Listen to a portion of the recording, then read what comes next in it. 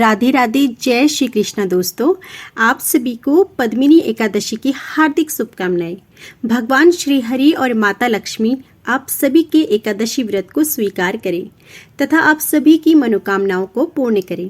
आज के इस वीडियो में मैं आप सभी के लिए एक महत्वपूर्ण जानकारी लेकर आई हूँ। एकादशी की पारण की सही विधि क्या रहेगी, एकादशी का पारण कब और कैसे करें, क्या खाकर पारण करें, पारण यानी व्रत खोलने का शुभ मुहूर्त, व्रत खोलते समय किन चीज़ों का सेवन करना चाहिए, किन चीज़ों का सेवन ना करें, व्रत किस प्रकार खोलें, व्रत खोलने की विधि क्या रहेगी और यदि पारण का समय निकल जाए तो ऐसी स्थिति में क्या करें। तो आइए संपूर्ण जानकारी को प्राप्त करने के लिए वीडियो को अंत तक जरूर देखिएगा और यदि आपको हमारी यह वीडियो थोड़ा सा भी पसंद आए तो प्लीज़ वीडियो को लाइक जरूर करें। एकादशी का व्रत सबसे पुण्यदायी होता है, लेकिन पारण सही विधि से ना किया जाए तो इस व्रत का पूरा फल प्राप्त नहीं होता। इसलिए व्रत पारण की विधि के बारे में आइए आपको विस्तार से बताएं। सुबह स्नान करें और फिर साफ वस्त्र पहने पूजा करें। एकादशी व्रत का पारण आंवला खाकर करना चाहिए। इससे अखंड सौभाग्य, आरोग्य और संतान सुख की प्राप्ति होती है। तो आइए जानते हैं एकादशी व्रत का पारण कैसे करें। एकादशी के व्रत को समाप्त करने को पारण कहते हैं। एकादशी व्रत के अगले दिन सूर्योदय के बाद पारण किया जाता है। एकादशी व्रत का पारण द्वादशी तिथि समाप्त होने से पहले करना अति आवश्यक है। यदि द्वादशी तिथि सूर्योदय से पहले समाप्त हो गई तो एकादशी व्रत का पारण सूर्योदय के बाद ही होता है। द्वादशी तिथि के भीतर पारण न करना पाप करने के समान होता है। तो ध्यान रहे कि पारण शुभ मुहूर्त पर ही हो। एकादशी व्रत का पारण हरिवासर के दौरान भी नहीं करना चाहिए। जो श्रद्धालु व्रत कर रहे हैं उन्हें व्रत तोड़ने से पहले हरिवासर समाप्त होने की प्रतीक्षा करनी चाहिए। हरिवासर द्वादशी तिथि की पहली 1/4 अवधि है। व्रत तोड़ने के लिए सबसे उपयुक्त समय प्रातः काल होता है। व्रत करने वाले श्रद्धालुओं को मध्याह्न के दौरान व्रत तोड़ने से बचना चाहिए। कुछ कारणों की वजह से अगर कोई प्रातःकाल पारण करने में सक्षम नहीं है या फिर किसी की कोई मजबूरी है या आपको ध्यान नहीं है या फिर कोई ऐसी स्थिति आ गई है कि जिसके कारण आप पारण नहीं कर पा रहे हैं तो उसे मध्याह्न के बाद ही पारण यानी व्रत खोलना चाहिए। एकादशी व्रत का नियम 10वीं से द्वादशी तक चलता है। द्वादशी को पारण करते समय चावल जरूर खाना चाहिए। तामसिक चीजों का पारण में बिल्कुल भी प्रयोग ना करें।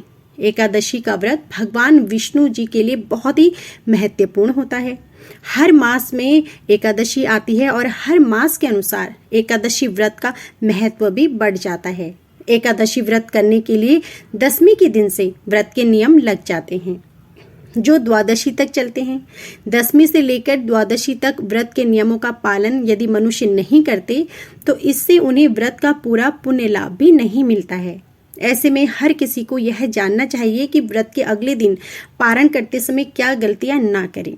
एकादशी पर नियम और संयम के साथ व्रत रखकर भगवान विष्णु जी की उपासना करने के बाद अगले दिन द्वादशी तिथि में पारण में खास चीजों का ही सेवन करने का विधान है। इस व्रत के पारण में कुछ विशेष चीजों का प्रयोग करने से आपको व्रत का संपूर्ण फल प्राप्त होता है और देवता गण भी प्रसन्न होते हैं। तो आइए जानते हैं ऐसी क्या चीजें हैं। भगवान विष्णु जी को तुलसी बेहद प्रिय है और उनकी पूजा में यदि तुलसी ना हो तो वह पूजा या फिर भोग को ग्रहण नहीं करते। इसलिए भगवान विष्णु जी के किसी भी व्रत में तुलसी का प्रयोग जरूर करें और एकादशी व्रत के पारण के लिए भी आप तुलसी पत्र को अपने मुख में डालकर व्रत का पारण यानी व्रत खोल सकते हैं। आंवले के पेड़ पर भगवान विष्णु जी का वास होता है, इसलिए आंवले का भी विशेष महत्व है। एकादशी व्रत का पारण आंवला खाकर करने से अखंड सौभाग्य, आरोग्य और संतान सुख की प्राप्ति होती है।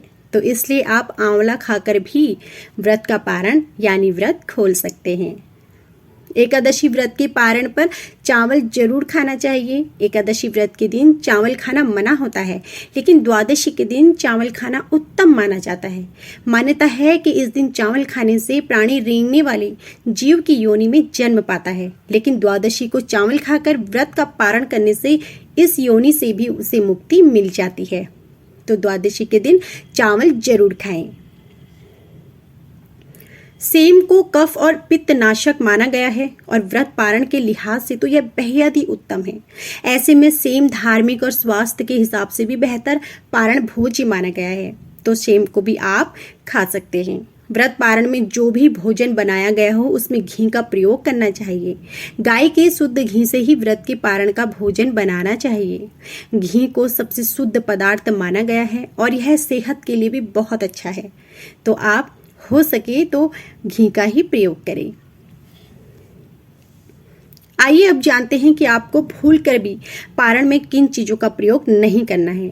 देखिए, पारण करते समय कुछ चीजों का प्रयोग भोजन में भूलकर भी ना करें, जैसे मूली, बैगन, साग, मसूर दाल, लहसुन, प्याज आदि का पारण में प्रयोग निषेध है। बैगन पित्त दोष को बढ़ाता है और उत्तेजना वर्धक होता है।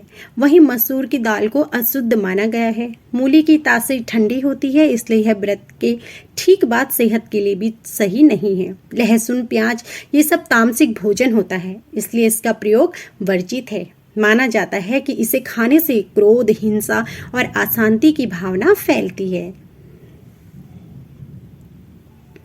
पद्मिनी एकादशी का महत्व जान लीजिए।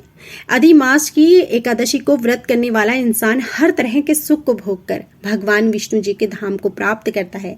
पुराणों में कहा गया है कि इस व्रत से बढ़कर कोई यज्ञ, जप, तप, दान नहीं है। मलमास की एकादशी पर उपवास और भगवान विष्णु जी की पूजा करने के साथ ही नियम और संयम से रहने पर भगवान विष्णु जी प्रसन्न होते हैं।